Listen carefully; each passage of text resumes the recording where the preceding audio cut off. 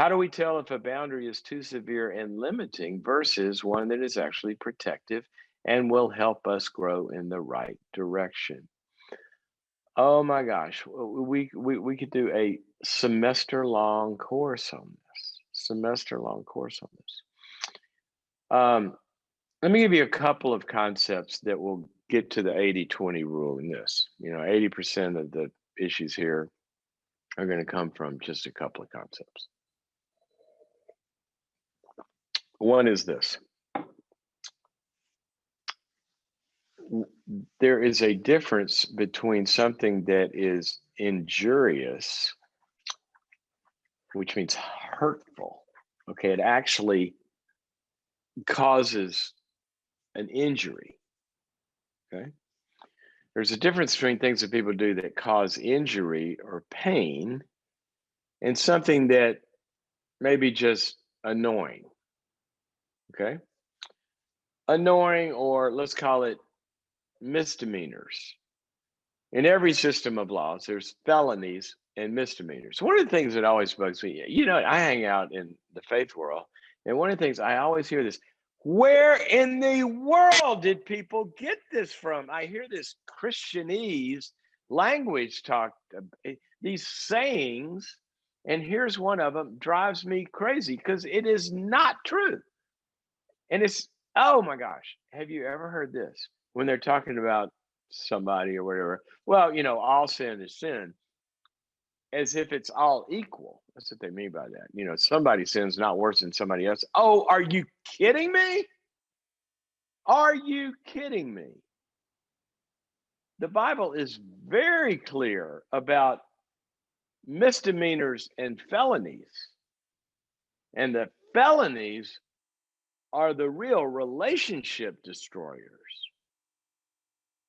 Of course, they're worse than other sins. Jesus said this when he's railing on the religious people that worry about all these little sins that aren't even close to what he said was, yeah, you should have done all that right, but you have neglected the weightier measures of the law, like love and mercy and justice, faithfulness. So, yeah, this is a great question because some things are deal breakers.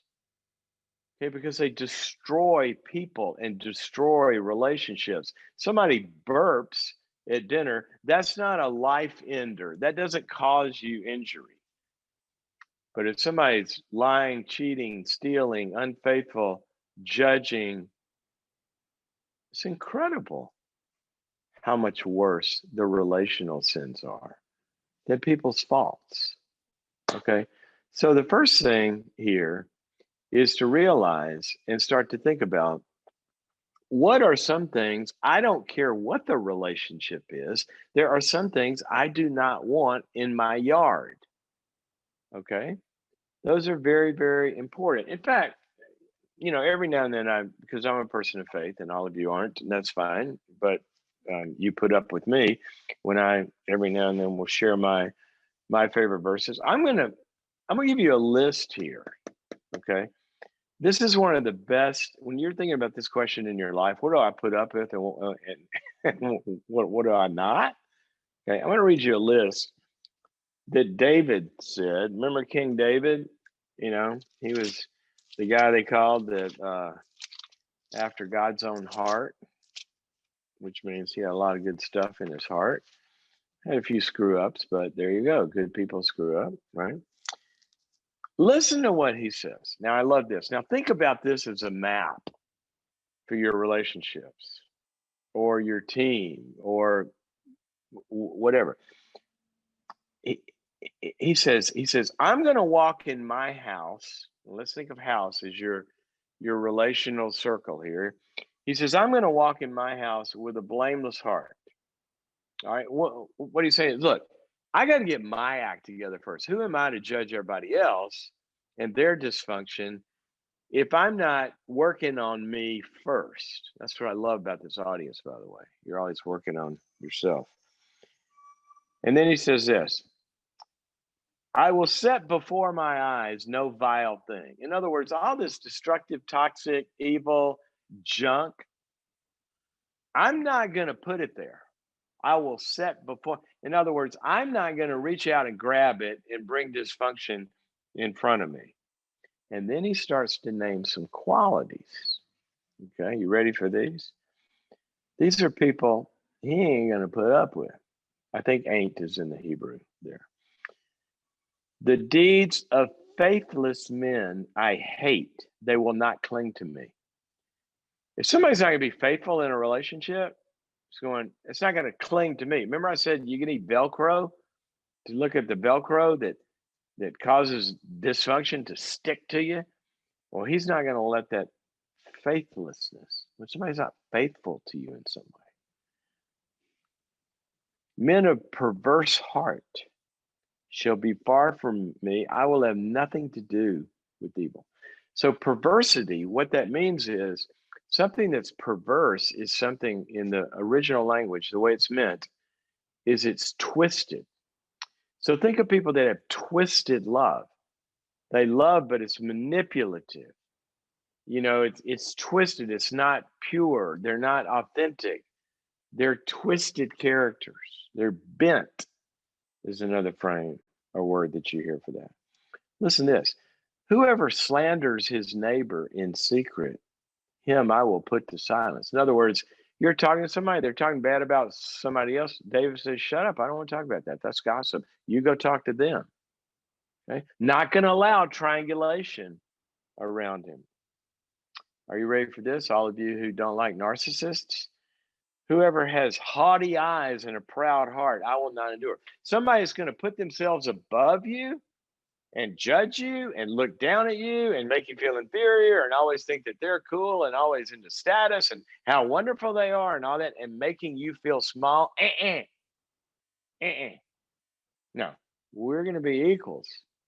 You're going to hang out with me.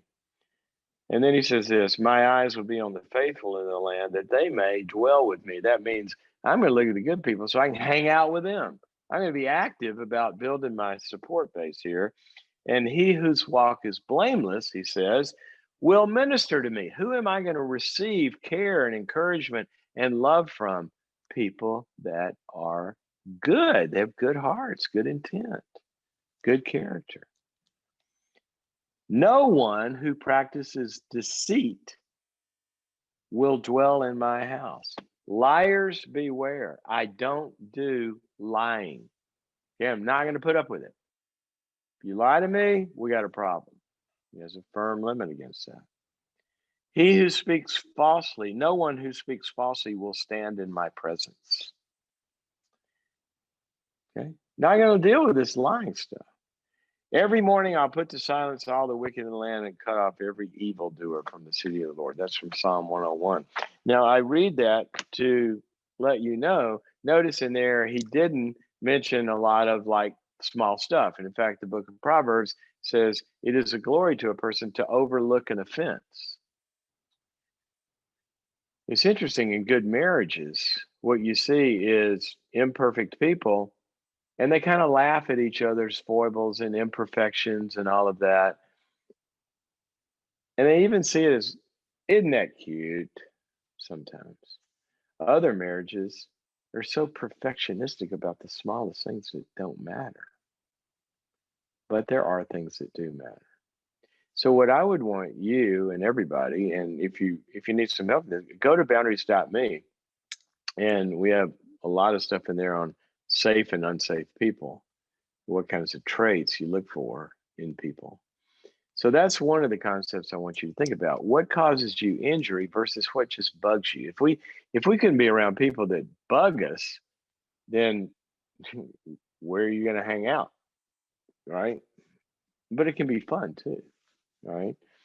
So, and then there's that category of there are misdemeanors, people have faults and it's not good and maybe they get too annoyed too quickly or they're impatient or they're a little perfectionistic or stuff. It's annoying. But if you're going to be in a significant relationship, one of the things you have to look at is in the misdemeanors, what works with you and what doesn't. I always tell people, look, if you're looking for somebody to marry, you're not going to find somebody that doesn't have dysfunction. What you have to find is somebody's dysfunction that works well with your dysfunction. That's the key. Because there's some craziness. There's no way I could live with that. Other people, it's fine. But it's not in the list I just read to you. You can't live with that. Those are those are red lights. We don't go forward until that problem is resolved.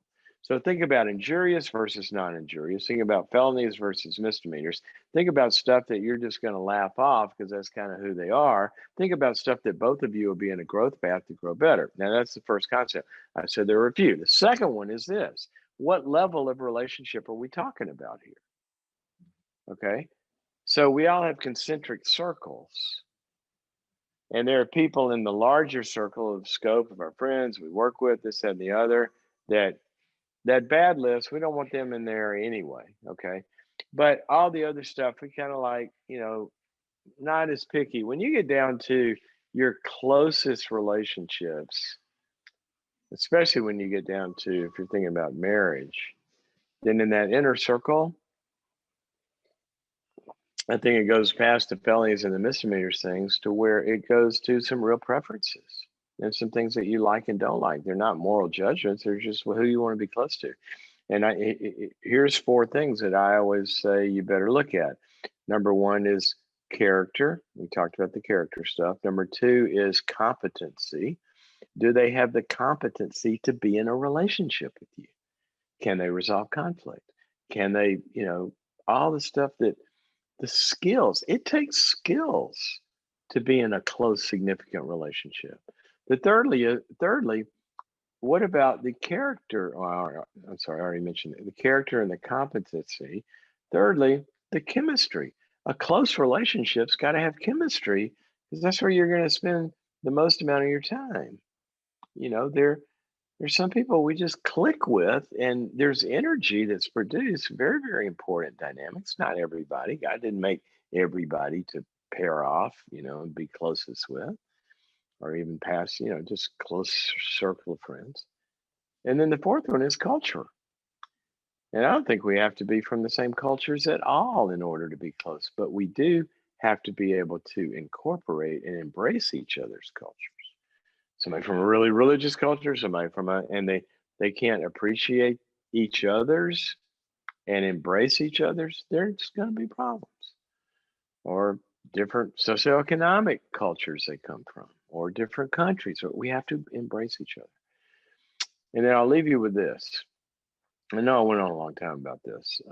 If that's too long, gripe about it on Facebook, and I'll shut up next time. But I thought this one was really important because you need permission to be picky in your closest relationships, right? You also need spanking to. Can you even say that word anymore? That when I was growing up, that was just a normal word. You need discipline. How about that? Correction. Um, to not be so perfectionistic on everybody in the world. Oh, I don't like you, and I'm going to set up a boundary. Well, here's the rule. One of my favorite verses when you're talking about setting limits of who you're going to give to. It's about money, but it's also about time and energy and investment in our lives.